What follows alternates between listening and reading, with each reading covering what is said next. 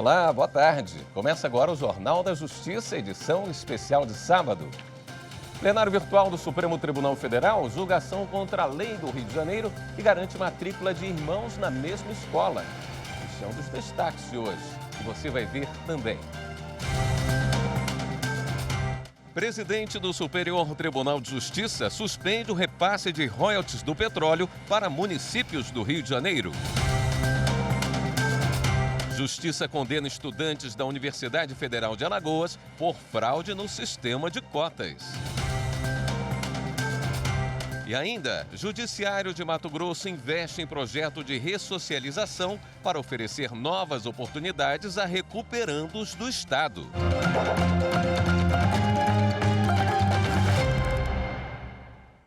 Os ministros do Supremo Tribunal Federal começaram a julgar uma ação direta de inconstitucionalidade contra uma lei do Rio de Janeiro que determina a reserva de vagas na mesma escola para irmãos que estejam no mesmo ciclo escolar. A ação foi ajuizada pelo governador do estado, Cláudio Castro. O governador reconhece a intenção do legislador de facilitar a rotina das famílias, mas argumenta que houve invasão da competência privativa do chefe do Poder Executivo para legislar sobre a organização e o funcionamento da administração. O relator é o ministro Ricardo Lewandowski, que votou pela improcedência da ação. Os ministros têm até a próxima sexta-feira, dia 23, para votar no plenário virtual. Por maioria de votos, o Supremo Tribunal Federal decidiu que órgãos e entidades da administração pública federal podem compartilhar dados pessoais com a observância de alguns critérios. A consultora jurídica da TV Justiça acompanhou esse julgamento e tem os detalhes para a gente. Após quase 4 sessões plenárias, os ministros concluíram, na última quinta-feira, o julgamento que envolvia a discussão acerca da constitucionalidade de um decreto presidencial de 2019 que determina o compartilhamento de dados no âmbito da administração pública federal e a criação do Cadastro Base do Cidadão e do Comitê Central de Governança de Dados. As ações foram propostas pelo Conselho Federal da OAB e pelo Partido Socialista Brasileiro, que alegavam que o decreto geraria uma espécie de vigilância massiva e representaria controle inconstitucional do Estado. Para a OAB, essa vigilância estatal inclui informações pessoais, familiares e trabalhistas de todos os brasileiros e também dados biométricos como a palma da mão, as digitais, a retina ou a íris, a voz e até a maneira de andar.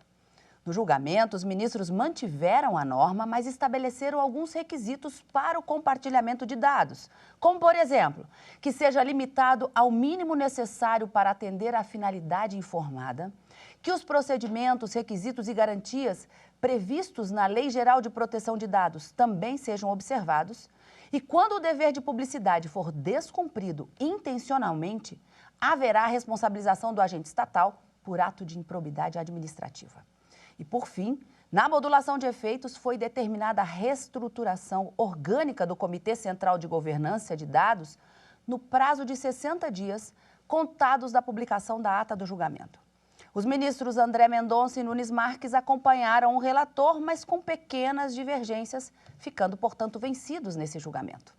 Outras decisões do Supremo Tribunal Federal você acompanha aqui na TV Justiça. O ministro Luiz Roberto Barroso, do Supremo Tribunal Federal, adiou audiência pública sobre rol taxativo da ANS, Agência Nacional de Saúde Suplementar. Ele é relator de 5 ações que estabelecem a competência da agência para definir a amplitude das coberturas dos planos, regulam o procedimento de atualização do rol de procedimentos e eventos em saúde suplementar e afirmam o seu caráter taxativo. O adiamento foi motivado pela aprovação de um projeto de lei sobre o tema que espera a sanção presidencial. Caso permaneça a necessidade da audiência, novas datas serão definidas e divulgadas. O Supremo Tribunal Federal declarou a inconstitucionalidade de normas do Piauí e de Sergipe que aumentaram a lista de situações em que se aplica crime de responsabilidade. As informações com a consultora jurídica da TV Justiça, Gisele Reis. As constituições do estado do Piauí e Sergipe foram questionadas em relação aos dispositivos que concederam às assembleias legislativas prerrogativas de convocar autoridades para prestar informações sobre assuntos previamente determinados e também estabeleceram que a recusa ou ausência injustificada caracterizava crime de responsabilidade. Todos os ministros seguiram o posicionamento da relatora ministra Rosa Weber sobre a obrigatoriedade das constituições estaduais seguirem o modelo previsto na Constituição Federal. No voto, ela registrou a impossibilidade dos estados legislarem sobre crime de responsabilidade, já que esse assunto é da competência da União. Somente lei nacional pode definir crime e estabelecer as regras sobre o processo e julgamento dos agentes políticos envolvidos. De acordo com os ministros do Supremo Tribunal Federal, houve desrespeito à separação dos poderes, porque os estados não poderiam ter ampliado a lista das autoridades sujeitas à fiscalização direta do Poder Legislativo. No caso da Constituição do Estado do Piauí, foi declarado inconstitucional requisitar informações dos diretores-presidentes de órgãos da administração indireta, enquanto que na Constituição do Estado de Sergipe ficou proibido convocar dirigentes de órgãos da administração indireta, incluindo as autarquias, fundações, empresas públicas e sociedades de economia mista. Para o plenário virtual, o trecho da Lei Sergipana, que definiu ser crime de responsabilidade a recusa ou fornecimento de informações falsas por parte do governador do estado, também não está de acordo com a Constituição Federal. Em ambos os casos, em ambos os estados, o prazo para prestar informações por escrito não pode ser inferior a 30 dias. Diante do risco de grave dano à cidade de Niterói, a presidente do Superior Tribunal de Justiça suspendeu o repasse de royalties do petróleo para outros municípios do Rio de Janeiro. A presidente do Superior Tribunal de Justiça, ministra Maria Tereza de Assis Moura, suspendeu a tutela de urgência que garantia aos municípios fluminenses de São Gonçalo, Magé e Guapimirim o recebimento de royalties do petróleo em razão de sentença que determinou a inclusão dos três na zona de produção principal do Rio de Janeiro. Entre outros fundamentos, a ministra considerou que a manutenção dos repasses poderia causar apenas em 2022 impacto negativo de mais de R$1 bilhão para Niterói, valor correspondente a quase 1/4 do orçamento anual do município. No caso, os 3 municípios do Rio alcançados pela suspensão dos royalties alegaram ter direito aos recursos por estarem localizados nos limites de campos produtores no estado. Em primeira instância, foi aplicado o entendimento de que a situação dos autos se assemelhava à de um município de São Paulo, em que houve decisão para reajustar as linhas geodésicas para fins de divisão dos royalties. O município de Niterói recorreu, mas a decisão cautelar foi mantida pelo Tribunal Regional Federal da Primeira Região. Ao decidir, a ministra Maria Tereza de Assis Moura concluiu que ficou demonstrada a alegação do município de Niterói quanto à existência do risco de grave lesão ao orçamento municipal e à prestação de serviços essenciais à população local. Para a presidente do STJ, a interrupção do repasse de royalties do petróleo não traz impacto imediato aos outros municípios, pois até então não eram beneficiados com essa receita. A suspensão vale até o trânsito em julgado da ação ajuizada pelos 3 municípios fluminenses contra a Agência Nacional de Petróleo, Gás Natural e Biocombustíveis, a ANP, e o Instituto Brasileiro de Geografia e Estatística, o IBGE. No próximo bloco, Justiça condena estudantes de Universidade Federal por fraude no sistema de cotas. Voltamos em instantes.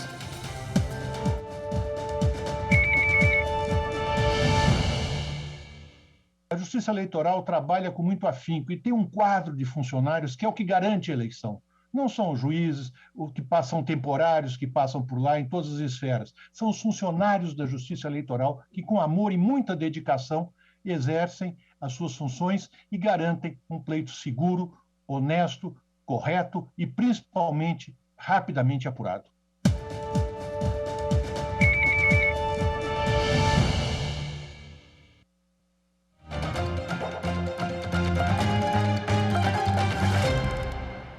A pedido do Ministério Público Federal, a Justiça condenou estudantes da Universidade Federal de Alagoas por fraude no sistema de cotas. As duas estudantes condenadas pela Justiça foram acusadas de fraudar o sistema de cotas para ingresso nos cursos de graduação em Medicina e Psicologia em 2018. As sentenças determinam a cada uma delas o pagamento de multa no valor de R$10 mil por danos morais coletivos e prestação de serviços comunitários gratuitos por 3 anos. As ações ajuizadas na Justiça expõem a gravidade da fraude, que coloca em risco a própria existência da política pública de cotas e prejudica quem realmente deveria ter acesso à reserva de vagas. Operação Apneia do Ministério Público Federal em Pernambuco, que apura compra de respiradores para pacientes com Covid-19, compartilhou informações com a Polícia Federal em Santos para colaborar com outra operação que tem o mesmo objetivo. O pedido para compartilhamento das informações partiu da Polícia Federal de Santos. O MPF em Pernambuco já havia oficiado as unidades do órgão nos estados de São Paulo e Rio de Janeiro em julho de 2020, para que fossem investigados os aspectos criminais e cíveis de atos contra a saúde pública consistentes na fabricação e comercialização irregular de respiradores BR-2000 por empresas já investigadas no estado. Em Pernambuco, o valor total dos contratos foi de 11,5 milhões, embora o faturamento anual da microempresa perante a Receita Federal tenha sido de R$81 mil. Representantes do Ministério Público Federal e do Departamento Penitenciário Nacional, o DEPEN, se reuniram para falar sobre a situação atual do sistema penitenciário. Os principais assuntos analisados no encontro foram a saúde mental, a qualidade de vida no trabalho dos agentes penitenciários e a importância na regulamentação da nova carreira de policial penal. A diretora-geral do DEPEN explicou que há 2 anos o departamento está construindo as normas que regem a atividade desse cargo, estabelecendo sua competência e onde ele se encaixa na estrutura do Ministério da Justiça. A 4ª turma do Superior Tribunal de Justiça decidiu que o Código de Processo Civil de 2015 não impede o juiz de exigir garantia de hipoteca legal em processo de interdição. Por unanimidade, o colegiado negou provimento ao recurso especial de um curador que pedia para ser dispensado de apresentar a garantia de hipoteca legal no processo de interdição da esposa dele. A decisão teve origem em ação ajuizada pelo marido com o objetivo de interditar a mulher e ser nomeado o curador sem a necessidade de especialização de hipoteca legal. O juiz decretou a interdição e nomeou o autor curador da incapaz, mas determinou a especialização da hipoteca legal do imóvel registrado em nome do casal, conforme o Código de Processo Civil de 1973. A decisão foi mantida pelo Tribunal de Justiça de São Paulo, que fundamentou o entendimento exclusivamente nas regras do CPC de 1973, embora o acórdão tenha sido publicado já na vigência do Código Novo. No recurso ao STJ, o curador alegou, entre outras coisas, que o CPC de 2015, de aplicação imediata, deixou de exigir a garantia.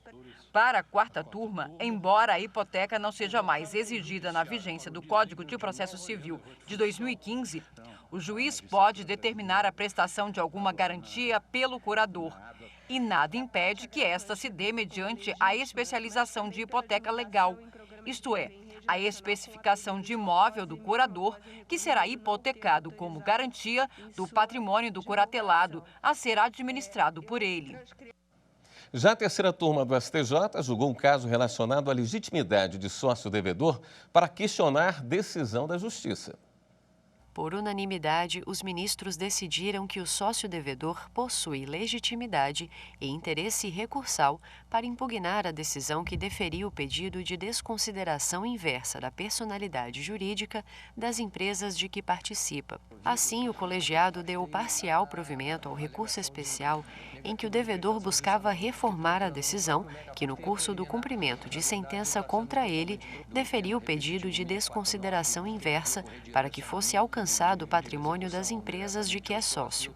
O devedor havia interposto agravo de instrumento no Tribunal de Justiça do Distrito Federal e dos Territórios, alegando inexistência dos requisitos para o deferimento da desconsideração inversa da personalidade jurídica, com base no artigo 50 do Código Civil. Mas o tribunal não conheceu do recurso, sob o fundamento de que o sócio devedor não teria legitimidade nem interesse recursal para questionar a decisão do juízo de primeiro grau. Já no STJ, o devedor argumentou que a prática dos atos que levaram à desconsideração foi atribuída à pessoa física do sócio administrador. Por isso, seria evidente o seu interesse em rediscutir a decisão que lhe atribuiu o exercício da atividade empresarial mediante conduta antijurídica. O relator, ministro Marco Aurélio Belize, afirmou que a doutrina considera evidente o interesse jurídico do devedor originário, pois se o patrimônio da empresa for utilizado para a quitação da dívida, poderá haver ação de regresso, situação com potencial de influir na relação entre os sócios, levando à quebra da affectio societatis, cuja perda conduz à sua dissolução parcial ou integral. No próximo bloco, o Judiciário de Mato Grosso investe em projeto de ressocialização para oferecer novas oportunidades a recuperandos. Voltamos já.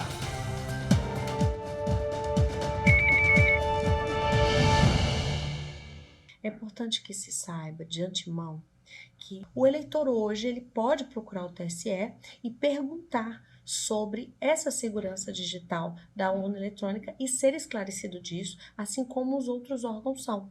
A OAB, o Ministério Público e os partidos e coligações que volta e meia pedem esses testes, que esses testes sejam realizados de maneira pública.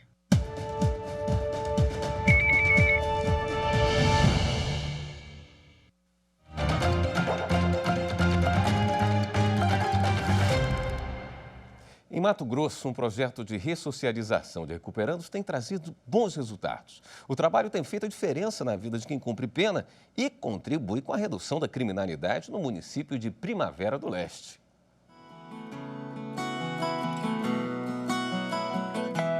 Para essa turma, o dia começa e termina assim. E quer saber? Para eles, não há nada melhor. É a parte mais leve do dia. Quem está trabalhando, está ocupando a mente, está envolvendo. O crime fica lá longe, porque não vai ter tempo para estar pensando nisso. Você volta, tipo assim, cansado pra cadeia para dormir, mas ajuda muito, entendeu? E você estando trabalhando aqui fora, nem só nós, como nós estamos aqui de fora, mas nós torcemos para todos que estão lá ter a mesma oportunidade que a gente tem de estar trabalhando aqui de fora. O trabalho recupera, o trabalho reeduca, o trabalho ressocializa. Essa é a conclusão que a gente chega quando visita esta indústria de estofados aqui em Primavera do Leste. A indústria participa de um projeto com a Prefeitura e o Poder Judiciário que oferece oportunidade para reeducandos, pessoas como o Nilo, que está cumprindo a pena dele, mas também está trabalhando e aprendendo uma nova profissão. O Poder Público em Primavera do Leste tem trabalhado na ressocialização, a começar pela oportunidade de emprego, e isso faz toda a diferença. Esse ano nós completamos 3 anos de projetos, onde o primeiro grande obstáculo foi quebrar o preconceito social que existe quando você fala de tirar um reeducando, principalmente do cumprimento da pena, quando ele está dentro da cadeia, e retirar essa pessoa para poder trabalhar, seja na iniciativa privada ou na iniciativa pública. Acabou-se aquele cárcere antigo, que era justamente só deixar o preso ocioso dentro da unidade prisional e vamos partindo para um novo rumo, que é a ressocialização. Nós temos várias empresas hoje que é parceiro nosso, empresa de colchões, artefatos cimentícios, jardinagem, eletricista, fábrica de móveis. Então tem 2 reeducandos que hoje estão trabalhando registrado nessa empresa, nessa fábrica de móveis, mas iniciaram aqui na unidade prisional. Empregar reeducandos não é caridade, é uma ação social e economicamente viável. A mão de obra hoje, aí, se a gente fosse contratar 150 pessoas aí para uma terceirizada, em torno de 1 milhão, 1,5 milhão por ano. A economia é notória. O reeducando tem uma disciplina um pouco melhor. A gente vê essa vantagem no dia a dia. E isso acaba possibilitando, né, para o empresário você ter pessoas comprometidas, né? Atualmente, 150 reeducandos entre os regimes fechado e semiaberto da unidade estão empregados e trabalhando. A iniciativa cria um círculo virtuoso. O reeducando regenerado conclui a pena e não volta ao crime. Muitos acabam contratados onde já trabalhavam. As empresas continuam crescendo e os índices de violência e reincidência criminal vêm caindo. A gente tem um acompanhamento duro em relação ao cumprimento das obrigações daquele que tem autorização para trabalho, e o descumprimento de quaisquer regras implica em ser revogada essa autorização de trabalho e eles voltam para cá. A gente garantindo ao preso o direito ao trabalho, a gente está investindo não só nesse preso, mas em toda a segurança municipal. Um projeto como esse, que dá oportunidade às pessoas, quem vivia daquilo, de algo errado, parar e ter uma profissão, né? A Justiça Gaúcha comemora o trabalho dos profissionais envolvidos no app Adoção. O aplicativo facilitou o contato de crianças e adolescentes que estão à espera de um lar com suas futuras famílias. A ferramenta é uma iniciativa do Poder Judiciário em parceria com o Ministério Público e a PUC Rio Grande do Sul. A história da Sabrina e da Michele é uma entre as tantas impactadas pelo app Adoção. O casal encontrou a filha por meio da ferramenta. A gente gostou muito de ver o vídeo dela e foi uma coisa assim que nos capturou na hora, né? A gente ficou encantada, a gente se emocionou muito. A Camila chegou na nova família aos 16 anos. Realidades de adoção tardia, como a da jovem, são frequentemente vistas pela equipe da CIGRS desde que o aplicativo Adoção surgiu. O aplicativo ele chegou e tem provado a sua eficácia para que possamos, então, proporcionar mais uma ferramenta que está dentro desse perfil e que ficam à margem, de certa forma, né, pela questão do perfil, e ficam aguardando uma possibilidade de colocação em família substituta que não fosse os projetos de busca ativa e nele o aplicativo Adoção, eles estariam até hoje nas instituições de acolhimento. A rotina de abrigo não faz mais parte da vida da Camila, que hoje tem um lar na região metropolitana de Porto Alegre. A gente não lembra mais da vida sem ela, né? Porque ela preenche muito a casa, ela está sempre nos nossos pensamentos, né? O app Adoção é a tecnologia a serviço de toda a rede de apoio que trabalha para unir famílias. Veja agora como funciona a ferramenta. O aplicativo Adoção, criado pelo TJRS, está disponível para download gratuito para iPhone na App Store e Android na Play Store. Para ter acesso ao conteúdo na íntegra, é necessário estar habilitado e cadastrado no Sistema Nacional de Adoção e Acolhimento. Mas todos podem verificar as informações básicas de crianças e adolescentes na opção Entrar sem usuário. O pedido de acesso é encaminhado automaticamente para a Coordenadoria da Infância e Juventude do Rio Grande do Sul, que verifica a situação do pretendente. Caso a solicitação seja aprovada, a CIGRS encaminha um e-mail com usuário e senha. Com essas informações, o pretendente já pode ter o acesso completo do aplicativo. Ao entrar, é necessário movimentar o coração para indicar o perfil desejado e iniciar a pesquisa. A partir daí, os pretendentes já têm acesso ao material produzido das crianças e adolescentes, inicialmente com nome, sexo, idade e se faz parte de grupo de irmãos. Clicando na imagem é possível acessar mais informações, como fotos e vídeos produzidos dos pequenos aptos à adoção. E se o coração bater mais forte, é possível manifestar o interesse através do e-mail autoridadecentralrs@tjrs.jus.br para dar andamento no processo de aproximação para formalizar a adoção. O Jornal da Justiça fica por aqui. Obrigado pela sua companhia. Até a próxima!